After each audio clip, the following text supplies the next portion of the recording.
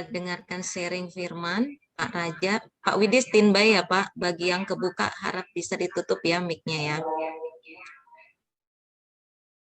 Baik Pak Raja yang akan bawakan sharing, hanya 15 menit waktunya ya. Silakan dibuka Pak Raja. Pak Widi buka Pak. Nggak bisa Bu kalau itu. Udah Pak Raja. Oke. Terima kasih Tuhan masih bertamu pada kami di malam hari ini Tuhan. Kami rindu Tuhan bertemu kembali Tuhan. Tapi kami percaya saat ini Tuhan, ini adalah bagian dari rencana-Mu Tuhan. Walaupun kami tidak dapat bertemu bertatap muka, tapi kami bisa bertemu melalui Zoom Tuhan. Terima kasih Tuhan, kami akan mendengarkan sebagian dari firman-Mu karena kami percaya Tuhan firman-Mu adalah Engkau Tuhan. Berfirmanlah Tuhan, urapi hamba-Mu yang mau menyampaikan urapi juga setiap kami Tuhan yang akan mendengarkan firman ini Tuhan, dan mungkin kami juga akan melakukan sharing-sharing sedikit Tuhan. Urapi kami dengan Roh Kudus-Mu, biarlah hikmah-Mu yang terjadi pada kami, bukan karena kepintaran kami sebagai manusia Tuhan. Yang percaya katakan amin. Ya, nats kita pada hari ini saya ambil dari 2 Korintus 3 ayat 1 sampai 6. 2 Korintus 3 ayat 1 sampai 6.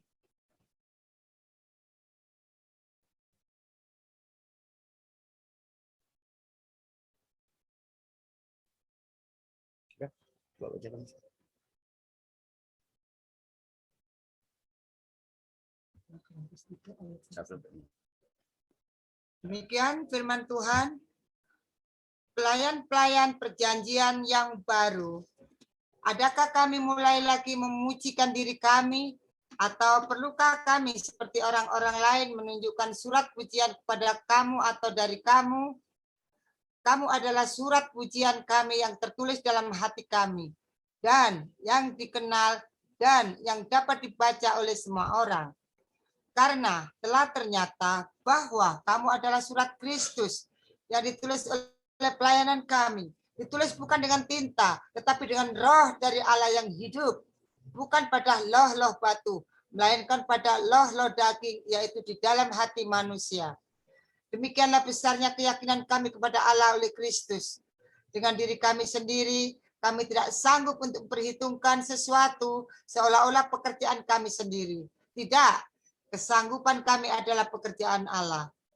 Ialah membuat kami juga sanggup menjadi pelayan-pelayan dari suatu perjanjian baru yang tidak terdiri dari hukum yang tertulis, tetapi dari roh. Sebab hukum yang tertulis mematikan, tetapi roh menghidupkan. Amin. Ya, terima kasih. Saya mengambil dari nafsi ini ada 2 gambaran. Artinya motivasi melayani kita itu di mana? Ada 2 hal. Yang pertama, motivasi untuk diri sendiri. Dan yang kedua, motivasi melayani Tuhan. Artinya begini, motivasi untuk diri sendiri cenderung itu kita mengharapkan pujian dari manusia, pujian dari orang lain dalam melayani Tuhan. Misalnya saya sebagai pengkhotbah, saya kalau berkhotbah, saya senang kalau dipuji-puji. Tujuan saya itu adalah untuk memuliakan diri sendiri. Sekarang juga, mungkin juga kita yang WL, kita terbuka dulu, tapi saya nggak menghakimi, maksud saya pada umumnya ya. Ini pada umumnya, banyak juga misalnya WL, wah dipuji orang nggak? Kok suara saya bagus? Dipuji orang nggak? Saya pintar memimpin pujian gitu. Mungkin juga pemain musik gitu. Wah, dipuji orang nggak saya itu dengan bermain musik gitu. Nah, tapi kita lupa terkadang kalau memotivasi diri sendiri ini biasanya menjadi ujung-ujungnya ada masalah gitu. Masalahnya apa? Karena tidak dapat pujian. Misalnya contoh, Pak Gembala karena menegur langsung merasa frontal. Saya udah berusaha loh. Saya udah berusaha latihan. Saya sudah bikin suara yang terbaik. Tapi saya kena tegur. Nah, akhirnya ini mungkin akan terjadi. Akhirnya ada permasalahan baru gitu. Nah, artinya gini, kalau memang motivasi kita dalam pelayanan adalah untuk pujian, artinya berarti sia-sialah itu semua. Karena itu bukan untuk kemuliaan Tuhan. Yang kedua ini yaitu melayani Tuhan. Kita harus yakin bahwa kita itu adalah orang-orang terpanggil dulu. Artinya kita dipanggil untuk melayani. Saya sebagai pengkhotbah misalnya, Ibu Sutris sebagai WL contoh, seperti Jessica misalnya sebagai banner gitu. Nah, sekarang sering kita melayani itu, ya namanya kedagingan, kita memang lebih cenderung sering itu keinginan kita yang kita tanpa sadari mengarahkan pujian. Tapi saya percaya kita nggak terjadi sampai ke situ. Amin. Karena kita memang, tujuan kita yang pertama tadi ya memang melayani Tuhan. Artinya ketika kita melayani Tuhan, kita yakin bahwa kita dapat hikmah dari Tuhan.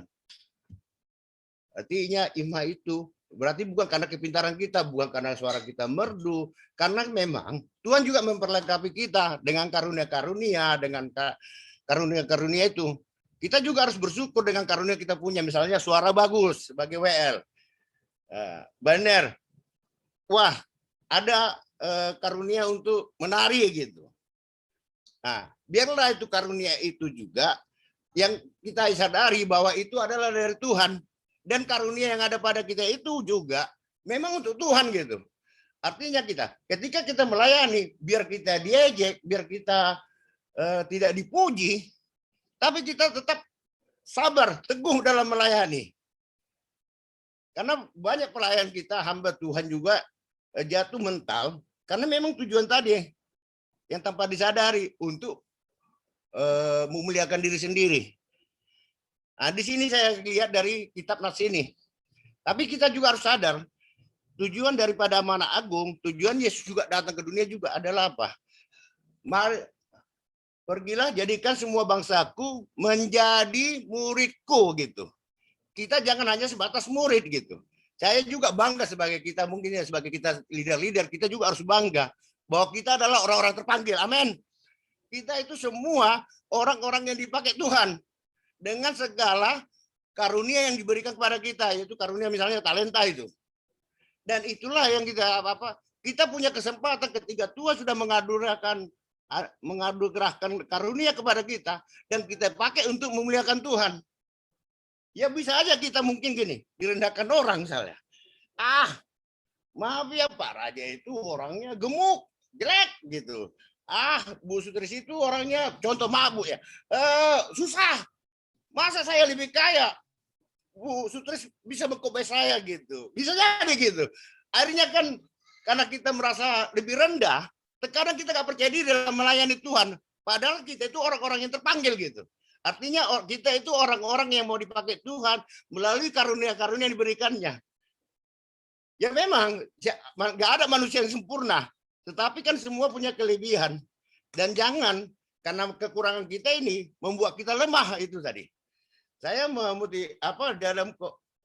dalam Nats ini saya lihat tadi, gimana kita lebih yakin bahwa tujuan kita itu ya tujuan memang karena panggilan Tuhan. Nah, walaupun saya ini berkhotbah, bukan karena saya ngebat gitu. Saya percaya Roh Kudus bekerja kepada Bapak Ibu sekarang untuk meluruskan firman ini. Dan saya percaya juga Roh Kudus memberikan nikmat kepada saya. Jadi bukan karena saya itu pintar gitu. Maka kita harus bedakan tadi, kalau hikmah itu berarti dari Tuhan, kalau pintar itu dari manusia. Kalau saya mengandalkan kepintaran saya, dan saya menganggap saya orang hebat, itu tadi yang menjadi suatu kesalahan tadi karena saya mengharapkan pujian tadi. Nah, tapi kalau ini saya anggap dari hikmat Tuhan, apapun kata orang, yang penting saya berusaha melakukan yang terbaik bagi Tuhan. Amin. Amin. Saya tetap berusaha. Artinya kita, karena kita sudah dikasih karunia, tetap berusaha memberikan yang terbaik bagi Tuhan. Nah, jadi karena kita sudah bekerja, sudah berusaha memberikan terbaik, makanya kita menjadikan murid. Jadi kita jangan hanya sebatas murid gitu. Jadikan semua bangsa muridku. Kita menjadikan orang murid gitu. Oke. Pertama kita memang jadi murid dulu. Ya artinya murid itu kan pasti belajar kayak sekolah ya. Ada guru. Ya guru kita gembala contoh. Tapi yang paling utama kita percaya iman dari Roh Kudus tadi. Gembala itu perpanjangan dari tangan Tuhan. Seperti Pak Gembala kita. yang telah memberikan kesempatan kita bahwa kita itu adalah orang-orang terpanggil. Itu kelebihan dari gembala kita. Makanya sampai dia lepas itu khotbah itu dibagi-bagi terkadang. Baru WL, dia percaya kepada kita masing-masing. Artinya kita itu udah dipercayakan bahwa kita juga orang-orang yang terpilih sebenarnya. Tanpa kita sadari, bukan hanya sebatas terpanggil. Cuma tadi yang terpilih ini jadi mandek ini. Karena kita masih mengharapkan, karena keinginan daging tadi, ujian, tahta. Nah, itu tadi yang membahayakan kita dalam pelayanan ini. Artinya, Tuhan ingin kita merendahkan diri gitu. Kita diberikan karunia, itu adalah diberikan talenta, diberikan kelebihan itu karena kasih karunia Tuhan. Dan itu semua untuk melayani Tuhan. Amin. Tanpa pilih bulu. Nah, saat ini misalnya, saya pengkhotbah. Saya harus jadikan orang jadi pengkhotbah juga sebenarnya harusnya. Karena kan menjadikan murid. Berarti ya saya harus jadikan ada berapa orang pengkhotbah. Nah, misalnya WL juga. Harus jadikan berapa juga. Jadi WL. Wah, ini ujungnya kan WL banyak nih. Itulah tugas kita. Kita bisa bikin ibadah 2 kali, 3 kali. Amin. Amin. Nah, saya percaya ke depan kita bisa 2 kali, 3 kali ibadah. Gereja pasti penuh. Amin. Itu yang mau kita dituntut dalam hal di Nats ini. Karena banyak pengkhotbah, banyak WL, kan nggak mungkin pengangguran. Ada rencana Tuhan yang belum kita lakukan. Mari kita sama-sama kerjasama, karena kita punya karunia-karunia berbeda, dan karunia-karunia berbeda ini harus menjadi satu. Terjadilah tubuh Kristus gitu. Artinya kita satu dalam Kristus. Tidak ada lagi motivasi kita untuk memuji diri sendiri, untuk kemuliaan diri sendiri. Semua untuk kemuliaan Tuhan. Itu paling utama. Jadi WL banyak, singer banyak, pemain musik banyak. Akhirnya apa? Ya, jemaat juga harus banyak. Amin. Kita harus jadikan murid juga. Kita itu orang terpanggil. Jadi jangan hanya sebatas puas gini. Wah, yang penting saya pada umumnya, ya kan pada umumnya WL itu contoh ya, bangga. Yang penting saya sudah tampil dengan terbaik, semua terbaik. Tapi nggak berpikir, sudahkah saya juga menghadirkan murid gitu. Kayak saya pengkhotbah, sudahkah saya menghadirkan murid juga. Kita tetap harus tadi memuridkan, karena kata Tuhan, satu orang bertobat itu lebih utama daripada 99 orang yang tidak butuh pertobatan. Satu. Karena kita udah banyak juga petugas ini. Jadi nggak ada lagi kita pengangguran. Tapi saya percaya kalau kita sudah serahkan kepada Tuhan, rencana Tuhan tidak pernah gagal. Jangan kita katakan kita mau ibadah 2-3 kali karena rencana kita manusia. Itu semua rencana Tuhan. Tapi gimana kita? Nah, gimana kita? Jadi kan nggak mungkin kan ada pekerja yang punya karunia ini jadi pengangguran itu. 2 kali, 3 kali ibadah. Mari kita bermimpi bahwa kita percayakan dan kita imani bahwa ada rencana Tuhan buat diri saya, buat diri kita untuk memberikan yang terbaik bagi Tuhan. Amin. Amin. Dan biarlah Roh Kudus bekerja sama kita. Kita pertama harus imani dulu. Jadi jangan hanya sebatas puas. Saya sudah melayani Tuhan. Ya, saya kan ikut mengajar sekolah minggu gitu. Saya udah ikut mengajar youth gitu. Saya ikut mengumpulkan ibadah gitu. Saya sudah memberikan persembahan yang terbaik gitu. Tetapi kita lupa. Jadikan murid. Jadikan murid. Bukan kita hanya sebatas murid. Saya percaya gereja kita akan besar. Amin. Karena ada satu, karena tadi sama kan suami istri. Kalau cuma suami, kan timpang ini. Buktinya kita kalau tiga masih muda, kita nggak punya apa-apa. Setelah jadi suami istri, nah, mulai ada perkembangan ekonomi. Punya anak, ada perkembangan lagi. Punya anak 2, nah, anak makin besar. Ternyata 2 mencukupkan. Sama dengan gereja ini juga. Ketika kita bersatu ya, kalau suami istri nggak sepakat, rumah tangga kacau. Ada perpecahan gitu. Tapi saya berharap, saya yakin ketika Roh Kudus bekerja, rumah tangga juga akan pecah. Dan kita juga sebagai leader kita tidak ada yang pecah, bahwa kita itu satu rasa semua di dalam Amin. Tuhan. Amin. Yes. Satu visi dalam Tuhan, satu misi dalam Tuhan. Jadi enggak minta memuliakan diri lagi. Tidak hanya sebatas saya sudah kasih yang terbaik dari Tuhan bagi di gereja, saya enggak dipuji gembala, enggak dipuji bu gembala. Teman-teman enggak ada yang muji, jemaat tidak ada muji, itu tidak penting. Yang penting satu hal. Tujuan kita adalah upah dari surga. Amin. Kalau kita sudah dapat upah dunia, kita mengharap pujian, kita nggak dapat upah dari surga lagi. Sia-sialah pelayanan kita. Tapi saya percaya kita adalah orang-orang terpanggil dan juga orang-orang terpilih. Dan apa kita akan lakukan itu tidak ada yang sia-sia selama itu di jalan Tuhan. Amin. Mari kita bersatu sebagai tim. Seperti suami istri tadi, kita jadi satu tim untuk mewujudkan visi misi Allah. Amin. Amin. Saya kira itu aja renungan saya hari ini. Saya udah baca dari karena renungan singkat. Mari kita berdoa.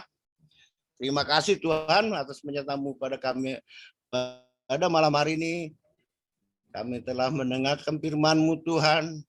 Kami percaya Tuhan firman-Mu adalah pelita bagi kaki, Amin. bagi hidup kami dan terang bagi langkah kami Tuhan. Biarlah firman-Mu berkuasa pada kami Tuhan. Biarlah Roh Kudus-Mu selalu mengurapi kami, memberikan hikmat yang dari Engkau kepada kami. Dan kami bukan hanya sebagai jemaat biasa, tapi kami adalah orang-orang yang terpanggil dan kami percaya kami adalah orang-orang terpilih.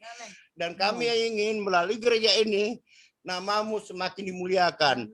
Banyak jiwa-jiwa yang akan bertobat, yang akan kami jadikan murid Tuhan, karena kami adalah orang-orang yang dipakai oleh Tuhan. Yang percaya katakan, amin.